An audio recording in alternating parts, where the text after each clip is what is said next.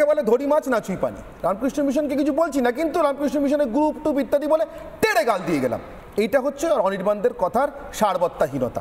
কিন্তু এই সারবত্তাহীনতা আমার যেটা প্রশ্ন, এক মিনিট আপনি বলেছেন আপনাকে সময় দিতে বলা কি অন্যায়? না বলছি যে আমার প্রশ্ন না, রামকৃষ্ণ মিশন বলতে কাউকে ভোট দিতে পারে বলেনি, কাউকে ভোট দিতে।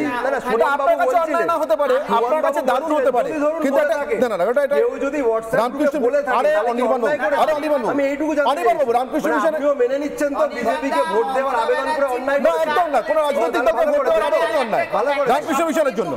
রামকৃষ্ণ মিশনের জন্য ভারত সেবাশ্রম সংঘ সেক্ষেত্রে কি বলবেন? আমি আজকে রামকৃষ্ণ মিশনের জেনারেল সেক্রেটারি ইন্টারভিউ করার পর আপনার সাথে কথা বলতে বলেছি, আপনি এড়িয়ে যেতে চাইছেন, আপনি ন্যাচারালি এড়িয়ে যেতে চাইবেন।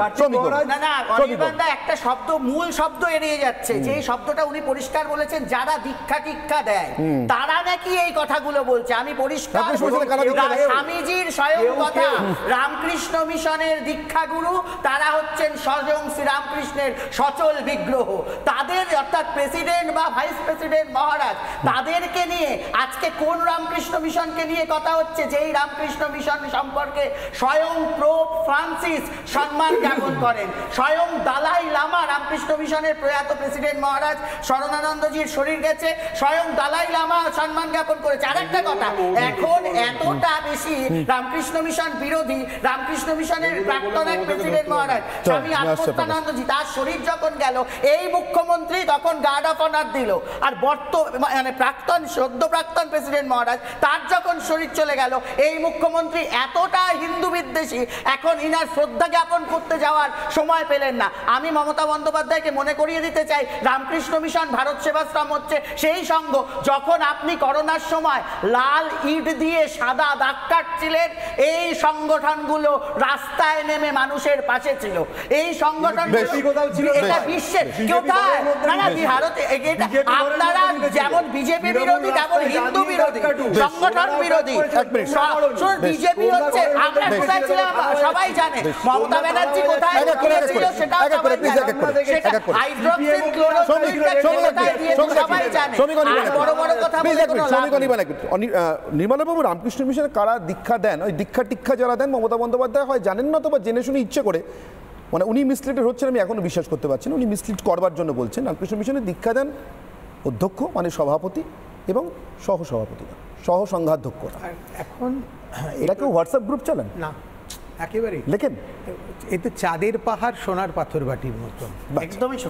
এবার নির্মলাবাবুর কাছে আসবো। নির্মলাবাবু, আমি একটাই কথা, সাংবাদিক হিসেবে আমাকে তো তথ্যের উপর যেতে হয়, সুতরাং তথ্য অনুযায়ী যেটা দেখা যাচ্ছে সেটা হচ্ছে আজকে যে স্টেটমেন্ট জেনারেল সেক্রেটারি মহারাজ করেছেন, আপনি যদি সেই স্টেটমেন্টটা খুব ভালো করে পড়েন, সেখানে আমি কতগুলো পয়েন্ট ফ্ল্যাগ করেছি। প্লিজ।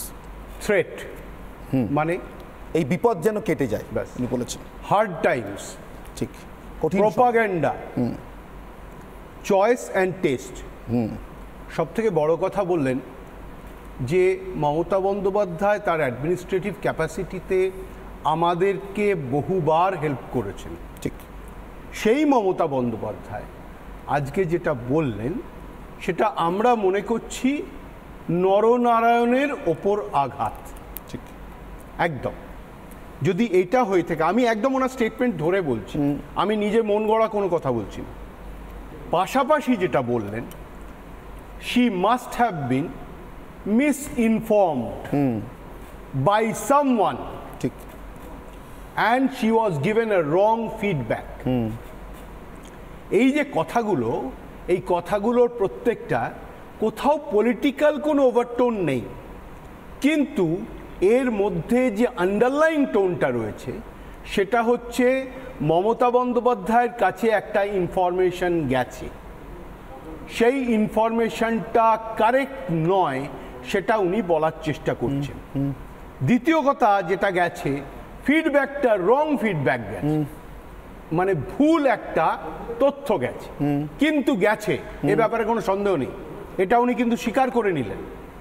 এবার তৃতীয় যে বিষয়টা দাঁড়াচ্ছে সেটা হচ্ছে সব থেকে ইম্পর্টেন্ট, মমতা বন্দ্যোপাধ্যায় আজকে যে জিনিসটা বললেন কিংবা করলেন, এটা প্রত্যেকটা ভারত সেবাশ্রম সংঘ হোক, রামকৃষ্ণ মিশন হোক, ইসকন হোক, তাদের যারা প্রধান আছে তাদেরকে অনায়াসে নবান্নে ডেকে পাঠিয়ে বলতে পারতেন আমার কাছে এই ফিডব্যাকগুলো আছে, আপনাদেরকে আমি অনুরোধ করছি যে এগুলো যেন না হয়। একটা ধর্মনিরপেক্ষ রাষ্ট্রে এগুলো কাম্য নয়। এটা না করে উনি যেটা করলেন একেবারে স্ট্রেট পাবলিক মিটিংয়ে বললেন। পাবলিক মিটিংয়ে যখনই কেউ কোনো কথা বলে এবং ওনার মতো একজন পপুলার লিডার, সেটা প্রপাগান্ডার জায়গায় যাবে। এইবার অনির্বাণ বাবু রাজনীতিটা এসে গেল। যখনই আপনি পাবলিকে গেলেন তখন কিন্তু আর ওইটা সনাতন ধর্ম, স্বামীজির ভাবধারা, শ্রীরামকৃষ্ণের ভাবধারা তখন আর থাকছে না। তখন একজন রাজনৈতিক ব্যক্তি যে কথাটা বলছে তার একটা রাজনৈতিক প্রজেক্ট হয়ে যাচ্ছে। তাহলে এটাকে কি ধর্ম নিয়ে রাজনীতি করা? একদমই রাজনৈতিক প্রকল্প হয়ে গেল এটা। এই রাজনৈতিক প্রকল্পটায় ফায়দা কে পেল? এর কারণ দুটো হতে পারে। একদিক থেকে হতে পারে মুসলমান, যেটা সবাই খুব খুব আমি বলবো, যদি যারা এটা বলছে শুধুমাত্র মুসলমান সম্প্রদায়ের ভোটকে কাছে আনার জন্য মমতা বন্দ্যোপাধ্যায় হিন্দু সংগঠনকে আক্রমণ করছেন, এটা অতি সরলীকরণ। আমার মনে হয় যে নরেন্দ্র মোদী সারা দেশে 40% ভোট পান, যদি ধরেও নি এর মধ্যে প্রায় মুসলমান ভোট নেই, 60% ভোট পান না। তার মধ্যে কিন্তু ভালো করে শুনুন, সেকুলার হিন্দু অনেক আছেন। বেশ, এই সেকুলার হিন্দু ভোটটা কিন্তু অ্যান্টি মোদি ভোট। এই ভোটটা আজকে মমতা বন্দ্যোপাধ্যায় যাদেরকে আক্রমণ করলেন, এই ধর্মনিরপেক্ষ হিন্দু পড়াশুনো জানা যে মানুষরা আছে, যারা হার্ডলাইনার নয়, তাদের ভোটটা কোন দিকে শিফট করবে এটা ভেবে বলবেন। বেশ, সিপিএম, কংগ্রেস না বিজেপি? বেশ ভেবে শঙ্কুদেব পাল। অনির্বাণ, আপনি হাত তুলেছেন, আমার মনে আছে, আমি আসবো আপনার কাছে। আপনি কি এই প্রসঙ্গে কিছু বলতে চাইছেন? ঠিক আছে, বেশ, বলে নিন। না ঠিক আছে শঙ্কুদেব। দেখুন, আমি আজকে বক্তব্য রাখতে চাই, শুরু করতে চাই। মাননীয় অমিত স্যার একটা এক্সক্লুসিভ ইন্টারভিউ রিপাবলিকে এসছে, সেখান থেকে মাননীয় অমিত শাহজি আজকে স্পষ্ট করে বলেছেন যে এই ধরনের সংগঠনগুলি যদি না থাকতো তাহলে অনেক আগে এই বাংলা ভেঙে বাংলাদেশ হয়ে যেত, আলাদা রাষ্ট্র হয়ে যেত।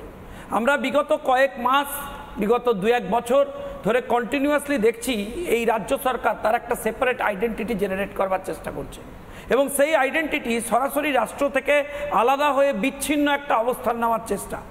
এবং আপনারা তাৎক্ষণিকভাবে এটা খুব সাধারণভাবে দেখতে পারেন, কিন্তু পশ্চিম বাংলার বুকে প্রথম যেদিন লক্ষ্যকণ্ঠে গীতা পাঠ হলো ব্রিগেডে, সেদিন থেকেই আমরা বুঝলাম যে এই বাংলায় একটা হিন্দু অভ্যুত্থানের সূচনা হয়েছে, এবং তারা তাদের মতামত এবং বক্তব্য খুব স্পষ্ট করে রাখতে শুরু করেছেন প্রত্যেকটি বিষয়ে। যে হার্ডলাইনার, যে সফিস্টিকেটেড হিন্দু সম্প্রদায়ের কথা নির্মাল্যদা বলবার চেষ্টা করছেন, যাদের মতামত সবসময় অসাম্প্রদায়িক অ্যাপ্রোচের দিকে থাকে, তারাও আজকাল মুখ খুলতে শুরু করেছেন এই প্রশাসনের বিরুদ্ধে, যে এই প্রশাসন বাংলা জুড়ে এস্টাবলিশ করার চেষ্টা করছেন। আপনি যদি হিন্দু ধর্মের হয়ে কথা বলেন তাহলে আপনি সাম্প্রদায়িক, আপনি যদি হিন্দুর বিরোধিতা করেন তাহলে আপনি সেকুলার। এই অ্যাপ্রোচ সরাসরি বিরোধিতা করবার জন্যই এই বিশিষ্ট মানুষরাও এবার কল নিতে শুরু করেছেন, আর এটাই মমতা বন্দ্যোপাধ্যায়ের আতঙ্কের কারণ হয়েছে।